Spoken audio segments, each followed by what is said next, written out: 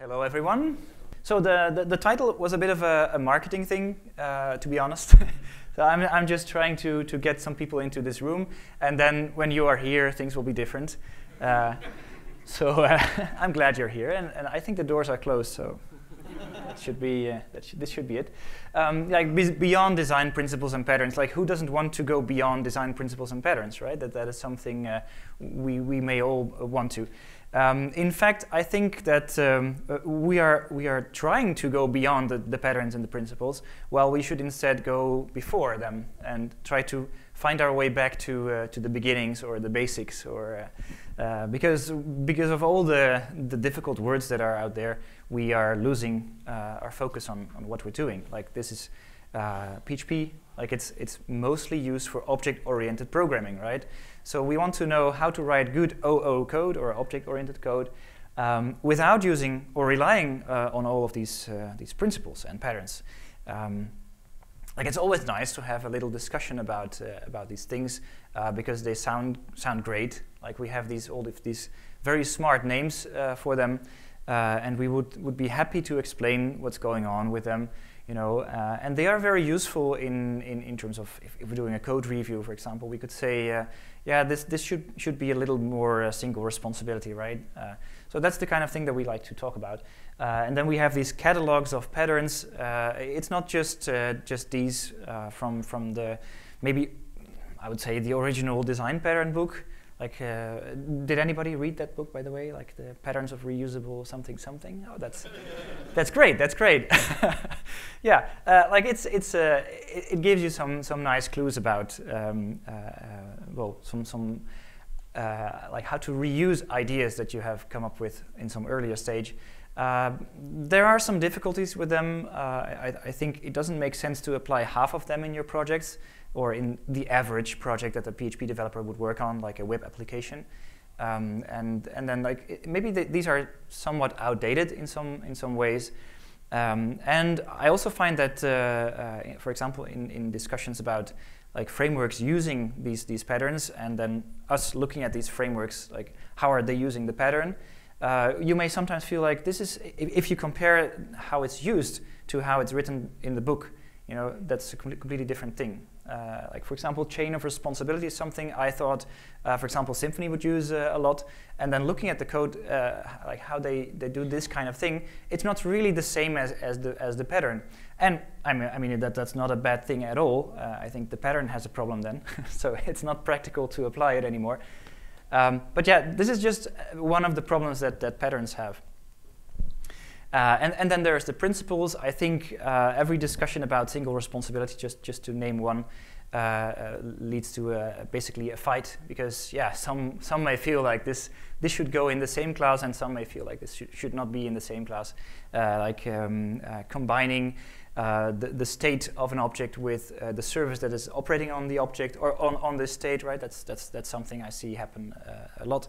So that's something you can have a discussion about. Should it be a separate responsibility, hence a different class, or should it be in the same class? You know, this is leading to fights all over the place. But more importantly, I think every one of these things you can only understand well if you read a book with about 700 pages about this thing. So if you want to go into domain-driven design, you know, despite they will all say it's more about collaboration, you know, it's also about book reading, and you need to read at least 3 books. You get sort of the idea what this is about. And then someone will tell you that you got it all wrong. You know? So pretty annoying. And in the end, we are just really looking to to find out how to write this good code, right? But yet we have to deal with all of this stuff. So I find it sometimes very useful to go back to basics. Like, what are we doing? Still, I'm not saying all of this stuff is bad stuff. You know, there are many good ideas as in the patterns book, as well as any domain-driven design book you will read. It will take some time to finish it, maybe, or maybe you don't even finish it. But don't feel bad about that. You know, just get something from it and let yourself be inspired to write greater code or better code. And then, of course, you need these words to find out if maybe a new employee is on the same level as you are. So do you understand the same kinds of things? Are you talking about the same things? So I'm not saying just get rid of all of that, but know the place of this try to get the basics right. So yeah, what does it mean, back to basics? Something like this. Maybe that's basic for us human beings. It's actually interesting to think about that, because we use in PHP as well the name primitive type values for exactly this kind of data, right? We are using strings to describe or to write down things, to have names and descriptions in our code. And we use numbers to make calculations, measure things, count things. So that's really the same thing that we did, we weren't around back then, but that's the kind of thing we humans have always been doing. And we still find this activity in our code, or this kind of data in our code. The nice things about working with objects is that we can use these primitive type values and combine them into more interesting structures. And you could say that these are objects, if not strings and numbers already are objects in your language, but given that this is a PHP conference, they are not. So they really are primitive type values, and you can't do much with them. There can't be behavior on them. It's just this piece of data. And then, well, you can combine any kind of primitive type value in an object, and you can even build richer objects based on this single object. But you will do this using the language's constructs related to objects, right? So classes, methods, and properties. And you can create a blueprint of any of these objects that you would like to create. This is, again, a very powerful idea that is way beyond just using primitive type values. But not every class that you write will lead to a good object, like when instantiated. So that's where you will need some rules for how to design your classes in order to make them good objects, right? So this is a topic that is fascinating to me, but there's like so much to tell about that it won't fit in just this talk. But yeah, I think we can get sort of the most important ones covered here. So the first thing you do with an object is by wrapping a primitive type value, you introduce a bit of meaning. And it's actually pretty easy, because it will just be the name of the class that introduces a label for the thing you are working with at this moment. Take a look at or consider all the strings in the world. Any string you could imagine. Not every string will be an email address. So if you take a string with an email address in it and you wrap it in an object and call it email address, from that moment on it will be clear that this string is in fact an email address. And of course, you can do interesting things with the object that will make sure that when you try to wrap a string, it will verify that this string indeed has the contents of an email address, or looks like an email address.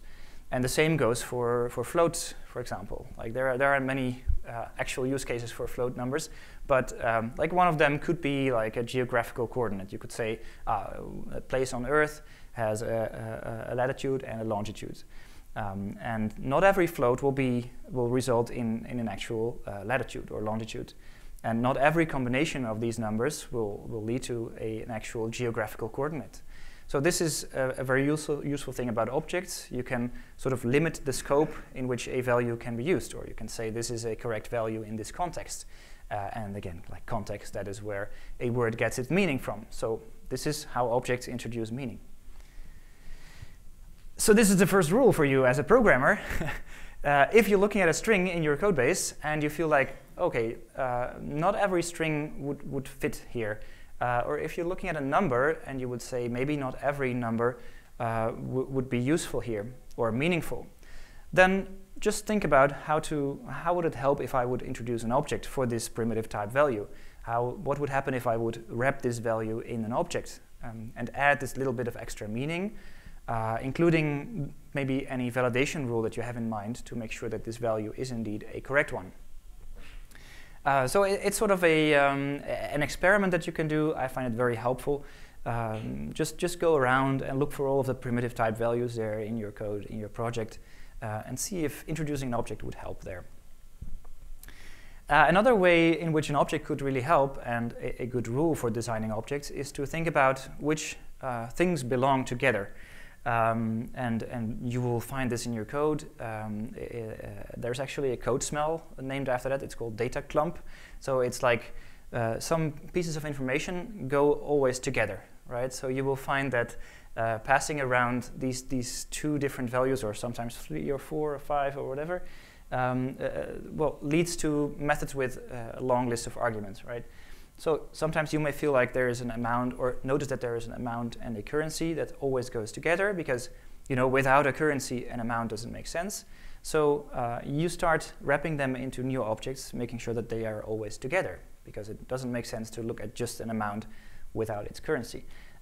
This is a more generalized version, is just any kind of number along with its unit, because a number doesn't really tell us anything. You will always have to know what type of thing are we measuring or counting by using this number.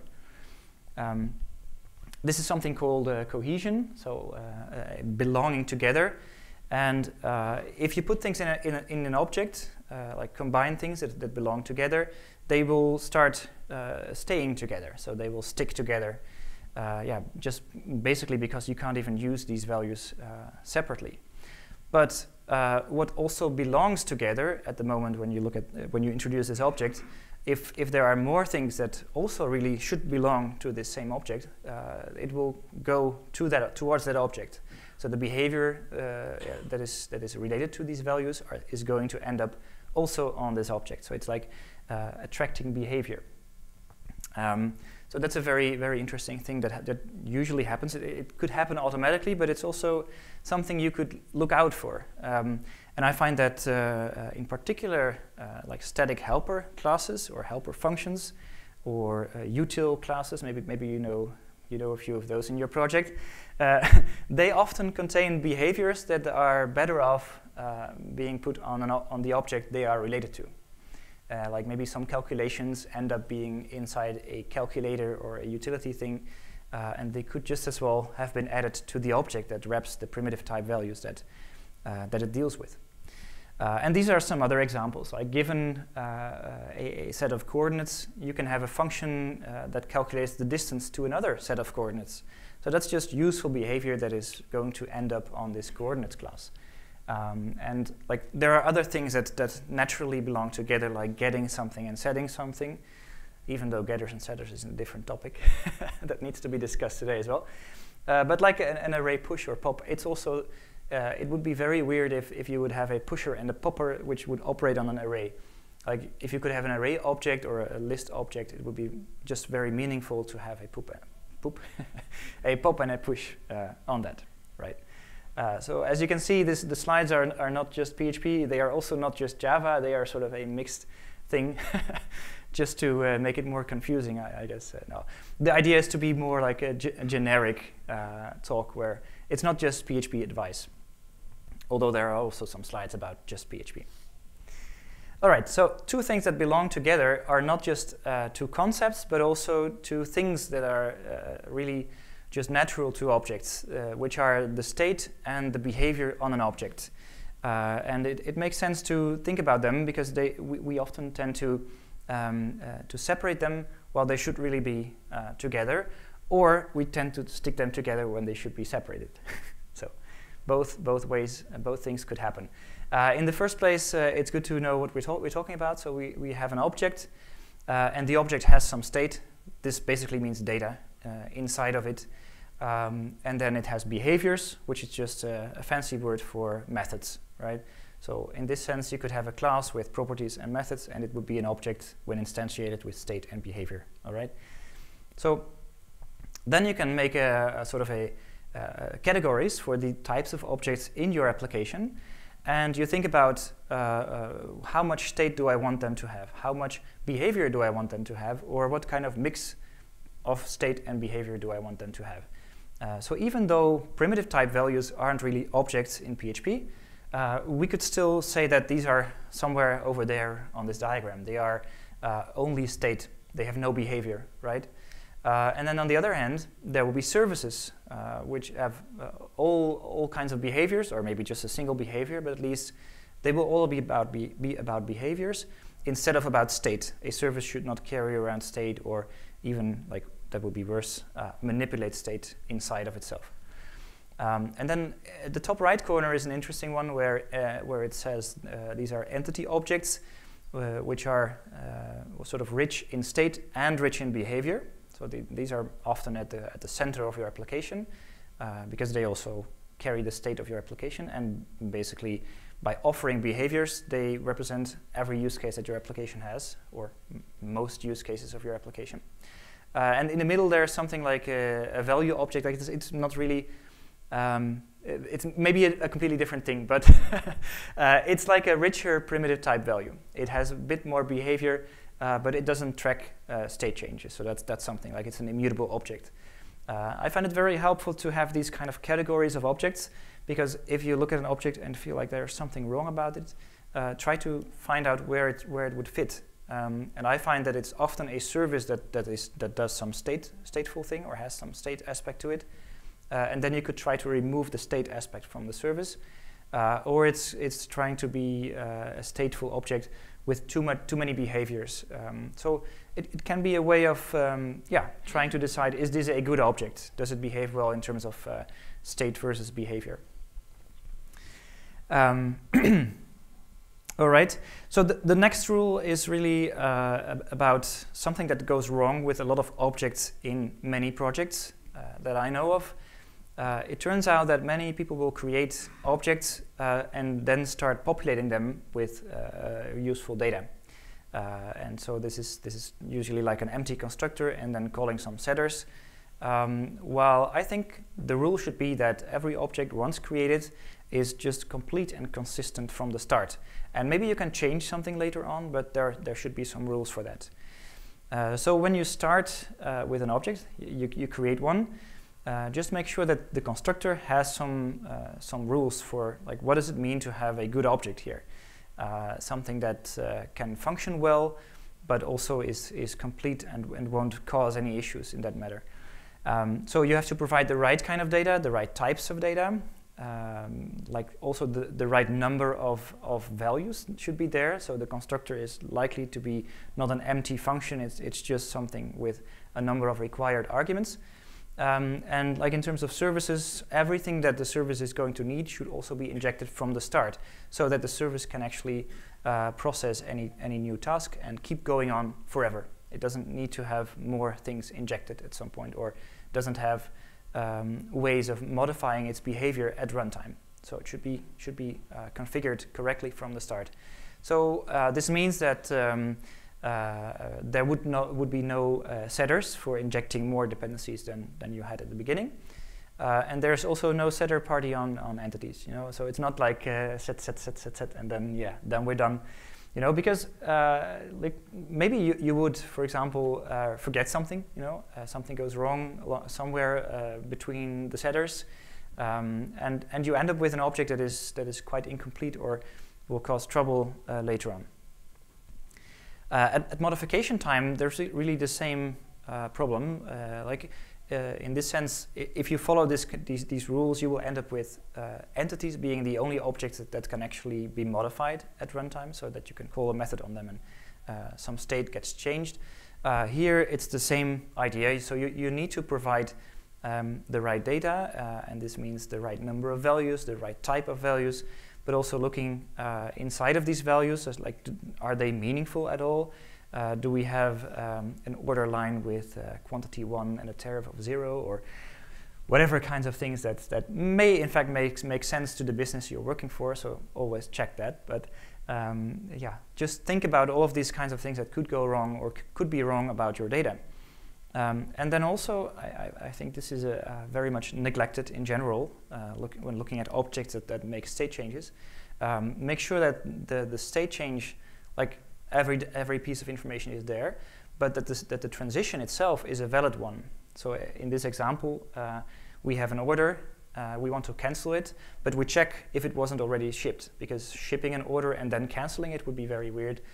We'd basically have to wait until the customer has received the goods, so that we can actually get into the process of officially like taking the goods back and giving them a credit note or something like that. So we shouldn't just allow this kind of transition from happening to happen. And this is where I think most code will just accept, like the Boolean, say, okay, cancel it, okay, was cancelled, becomes true, you know, and that's it. So this is really problematic, and something, if you know this, if you look out for this, that can improve your code in many surprising ways.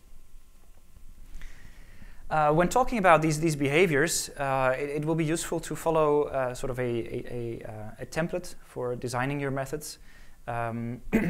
When you accept information from a client, just make sure that you always perform all the necessary checks before you continue. Then find out if what you're going to do is making the object end up in an invalid state. Okay, so if that's the case, fail, throw an exception, with a detailed message, of course, about why did it fail. And then there will be the happy path, which will be at the first indentation, right? So it's just right there, reading through this method. It won't be hidden somewhere in like an if thing. You will know what's going on there.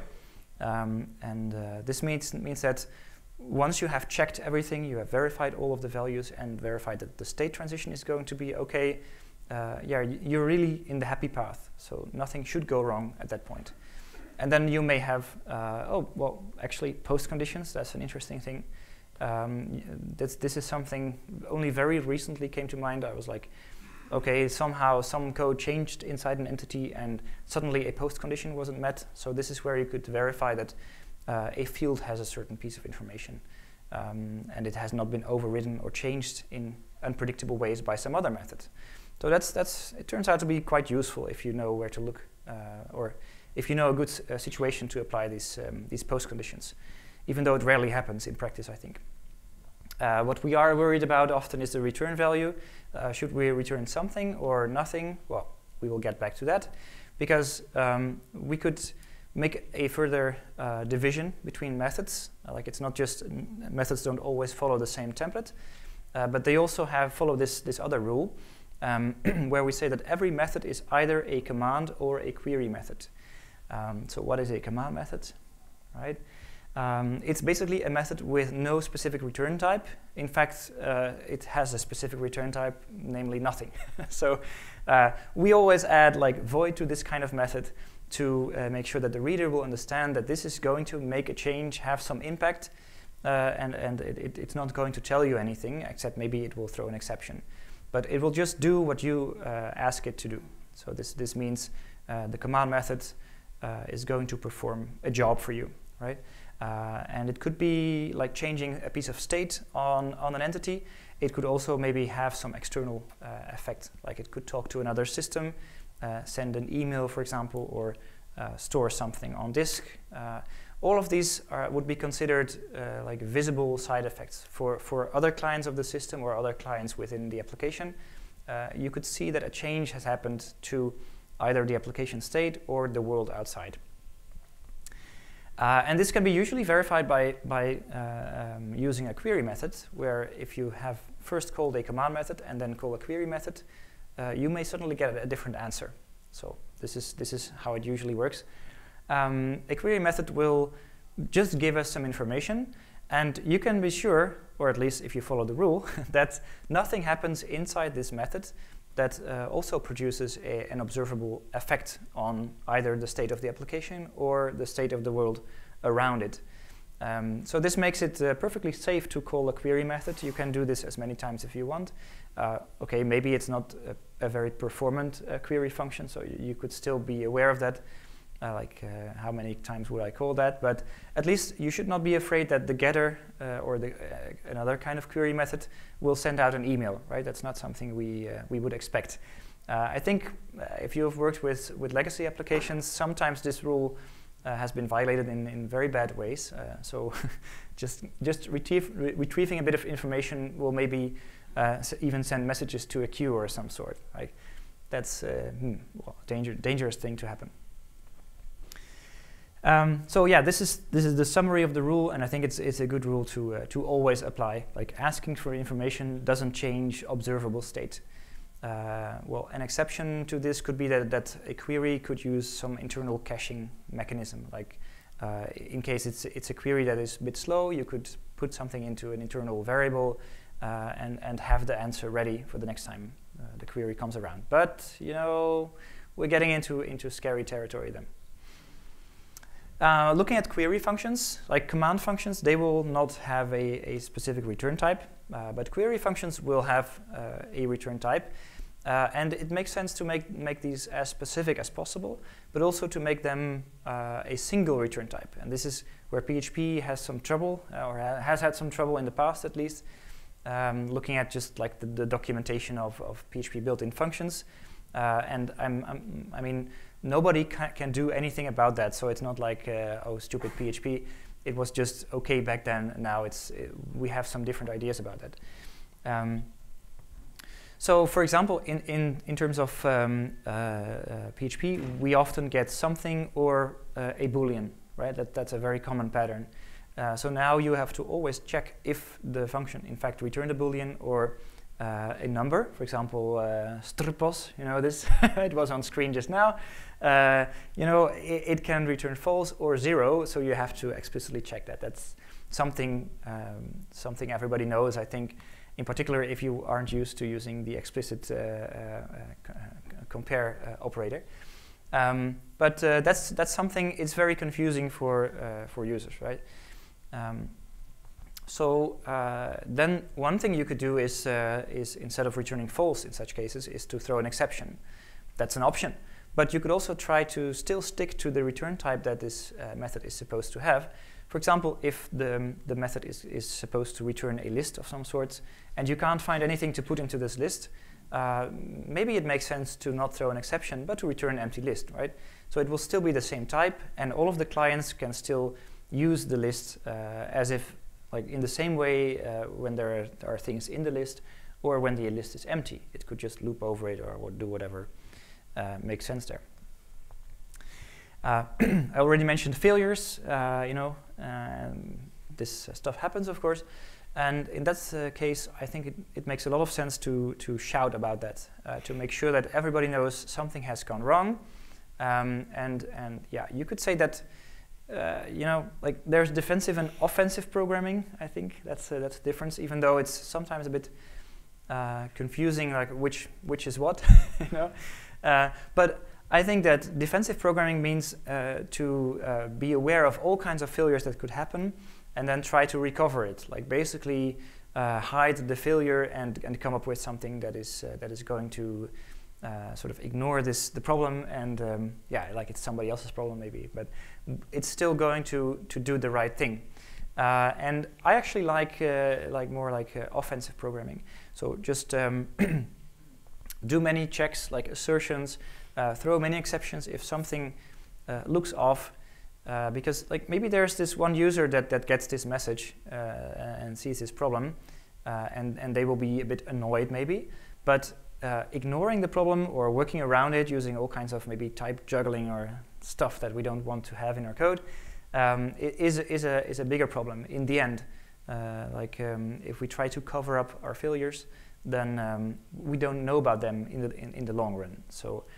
This is why if I'm doing legacy refactoring, suddenly lots of things are going to break because I'm going to be more strict. I'm going to fail harder than my predecessors would, and I'm going to be very loud about it. So this leads to a lot of complaints at the beginning, but then in the long run, this leads to very stable code because there are no surprises anymore. Everything is just described in terms of types and exceptions, and if something goes wrong, we will know.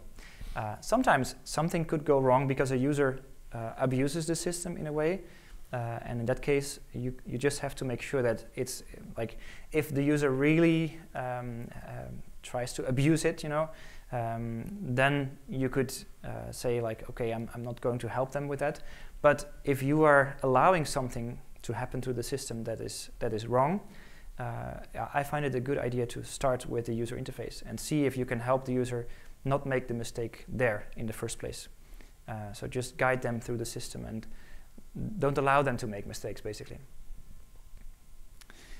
Yeah, something that has really changed like the way we can do PHP these days is static analysis. I think the previous talk was a great example of that.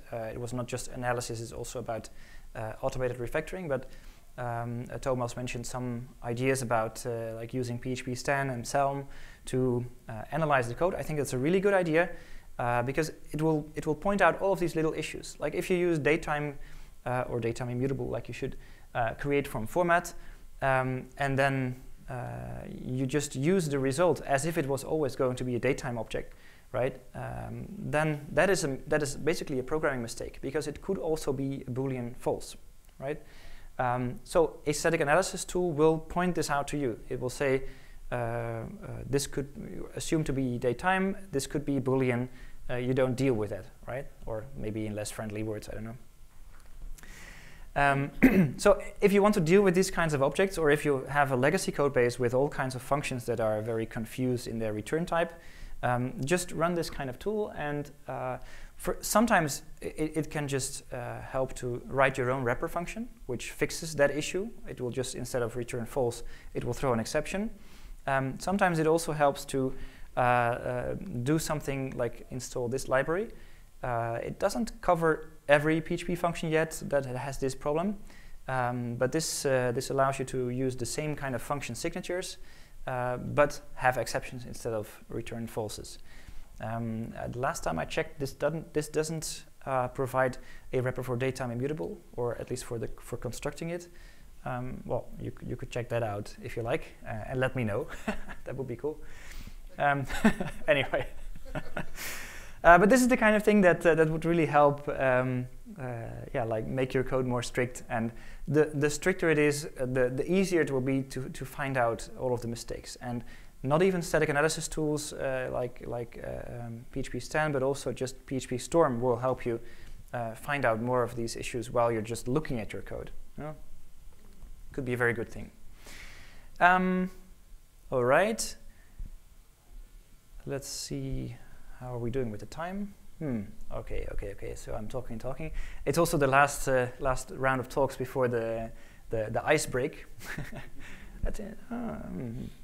Nice one. All right. So let's make sure that we end at 15:15, right? So state versus behavior. We have to look at it again. We saw that state and behavior always go together.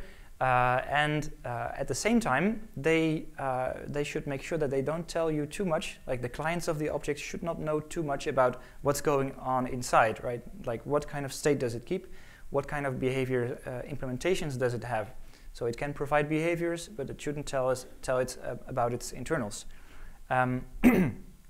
In general, for most objects, it makes sense to look for ways to make them expose more behavior than data. So like this doesn't cover like what's going on inside. It could have just a lot of state and a lot of behavior, but as long as you provide as much behavior as possible and as little as possible of its state. So this is something to strive for, to look for. You know, there may not be very concrete rules for that, but it's something you can try out in your projects. And it may turn out that you still need to expose state. Don't feel bad about that, but at least try to focus on more behavior versus more state. But there are some tricks that you can do to sort of reach this goal. And one of them is to treat your objects as black boxes. I find that many unit tests are really tied very close to the implementation of an object. So the unit test knows everything about what's going on inside the object. Sometimes it even uses reflection to find out what's going on in the object. Yeah, that's a big problem. Because, well, why is it a problem? Because you can't change anything about the object without the unit test also like breaking. While in fact it should be possible to change many aspects of an object internally, because nobody should care about what's going on inside, if only the behaviors will still keep working as expected. There are some schools of testers that will say that if you feel the need to modify a test, then it's a bad test. You should throw it away. Okay, that's a very challenging idea, I think. Something you could try out, maybe next week, or as I learned after eating space cookies. I don't know. We'll see what happens. We'll be very curious about that. One way in which I think many tests will start on the wrong foot is by testing a constructor. right? So this is where the data, the state, like the data goes in and becomes state, the state of the object. If we test a constructor, we will say it can be constructed using these arguments, and then we can take out these arguments like as getters or as data. But we don't even know yet if we ever need to take out this data, if we ever going to need that for anything, and we don't really have any meaningful behavior except instantiating the object. So look at this money object. It can be created. This is the example of the amount and the currency, right, which belong together. It can be created based on an amount and a currency, and then we just make sure that we can get out the same amount and the same currency, right? So this doesn't really show us anything in terms of, is this object a useful object? Will it provide any meaningful behavior? And it makes us add getters just for testing, right? On the other hand, if we wait until some interesting behavior comes along, like we want to convert the money object to some other money object with a different currency, so this means basically converting the money value using an exchange rate, this is interesting behavior. This is behavior that gets added to the money because it belongs there, right? This is this behavior attracting a property of objects. Now we don't need any of the getters. We can just say, okay, when we have this object, we convert it to a different currency. Then we just want to make sure that we end up with this object, like instantiated in a different way. So now no getters. We just compare the whole object, and we don't actually care ourselves about the internals. Like the testing framework will compare the internals for us. So this is value equality basically. So the guiding experiment here is only add a getter if something other than a test would need it. And as I said, it may turn out that you would still need all those getters anyway, but at least make sure that there is a proven need for them by waiting until you have a meaningful behavior specified in a test. Another thing you could do is look for ways to also postpone adding these getters. And this is by flipping around, like, where do I put the method or the behavior? As I mentioned, like, money could attract this behavior of converting to a different currency, but you know, maybe the exchange rate could also attract this behavior, like converting a given money object. And depending on which direction you choose, you will need getters on the exchange rate or on the money object. Like this is the alternative, right? So this could be a matter of design. Like you feel maybe you want to have the knowledge about currency conversion and limit this to only the exchange rate itself, which knows how to do the multiplication or division or whatever, instead of having it on the money. Like if you go back, the calculation using the rate is in fact on the money object now. Like this may be some knowledge that should be on exchange rate, but you know, it totally depends on what do you think is more. What data needs more protection or needs to be kept inside. I'm just saying, you know, try this out. You know, see what works best for you and gets you the bestest objects. Talking about behaviors and moving them from one object to another, and actually modifying code to change behavior. There's another rule that you could use, and this is true in particular for services, but sometimes for entities. Although, if you want to change the behavior of an entity, it will become more of a coding challenge there. But if you want to change the behavior of a service, always look for a way to do it without actually modifying the code. Find a way to influence the object using constructor arguments, basically. As an example, here is a game class. Like if you always make your classes final, you will already see the big issue here. Like it isn't final, right? So we should add that. But the question here is, if we want to write a test for the move method, how can we make sure that we won't end up with a random value in our unit tests? And like, well, we would never be able to unit test this, right? This would give us a different number every time. So how can we fix this situation? Well, given that the game is just a class, not a final class, we can extend it and change the implementation of the role method in a game with a fixed role, right? So we can just hard code it there. We could maybe do a trick with a setter on this game with fixed role class, or I don't know. It's against the rules, but you know, this kind of code exists, of course. Or, and I think that's definitely the better solution, and I'm sure many of you had already seen the solution, right? Because this is such a simple class, and because you are so very smart, of course. That's because you want to change this piece of behavior to be not part of the game object itself, but to be injectable, right, as a constructor argument. That way you can replace it. So you just have to find the abstract thing that you're looking for. In fact, it's not even a very abstract thing. It's a very concrete thing in this case, a thing that is able to, yes, thanks, that is able to provide you with a number. But at least this is a way you can both make it testable and have a way of influencing the behavior without modifying the code. So I find this, in general, a very good idea to do that, because now we can have one which is just about providing the right number, and we can inject it. We can even configure it for different test scenarios.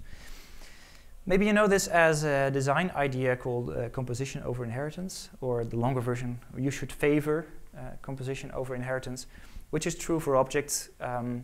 Just try to find ways of connecting your objects and their behaviors in new ways, right? Instead of constantly modifying code all over the place. And here's the guiding experiment. I already mentioned the final keyword. Yes. I'm curious, like, how many of you already add final to every class? All right. That's awesome. That's awesome.